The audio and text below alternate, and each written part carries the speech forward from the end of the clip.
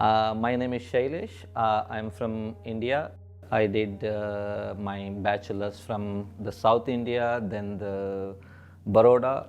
My college is called like MS University in Gujarat. I did the post graduation there. Now I am working and based in Delhi. Also, I am doing some kinetic works and at the same time the paintings. When I saw the ACC open call about the residency about art and technology and also the subject of this post-humanism, I really like the subject, and also I am always thinking to come to visit the Korea. That's why I applied for that. I got, and now I am here almost just 3 months, so it's nice. I am working here. Yeah, I wrote about because I always do work with the philosophies and some stories and some interactions with the people, and also the local philosophies is very important for my work. So my project proposal is also like that, because what I suggested, I will come to Korea and I will discuss with different philosophies and I will try to get some knowledge and I will interact with them. So that's why what I thought is my project is called the Cloud Messenger.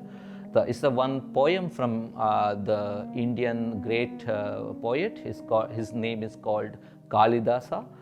The Kalidasa is the maybe the 16th century poet in India.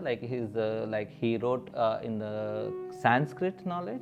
The Sanskrit text is that the Cloud Messenger poem is called the Megha Dhuta. Megha Dhuta. So it means Megha means cloud and Dhuta means the messenger. So just imagine if someone is carrying the message. It's a kind of post. In the 16th century, there is no post. So that's why the poet sent some message through the clouds. So it means in that time there is no messengers.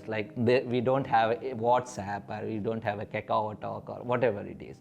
So in that time he sent some message to the cloud, the physical cloud, and that because cloud is always traveling, it's not staying in one place. When it will travel here to Seoul to somewhere else, like this, it's always traveling. And when the rain will happen, the raining, so it's kind of message dropping. So rain, this is the idea of that. But also what I felt the nice thing is now, because after the pandemic, this Cloud Messenger I feel little bit relevant, because we use a lot of clouds now. The cloud is now the technical word. So in the post-human time, the cloud is the cloud, exactly message and data and other things. And at the same time it's the technology and it's a lot of things you can describe whatever we can talk as in a cloud.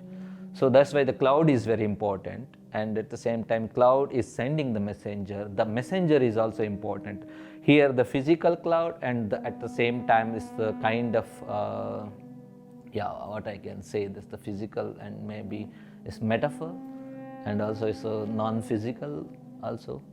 So that's why I like the poem, and at the same time I like the post-human. Just you can imagine what is the post-human then. So this is the two relevant thing I am talking about, that poem and the residency subject.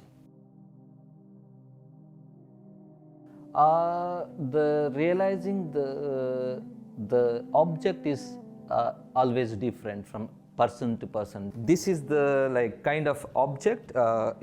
Even in India, in the temple especially, they use for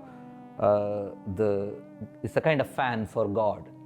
So also I know about some the fan, it's the traditional fan with the Korean temple. It have wings like this, and also the bell. I think jing. I am working with that jing and this thing.